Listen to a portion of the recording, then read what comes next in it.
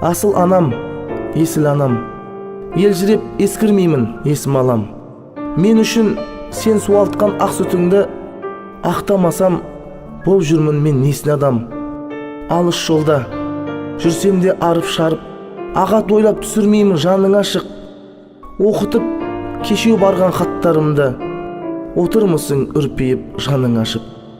Өткізіп талай жылды аяптаны, оқуың ұлың жақсы аяқтады.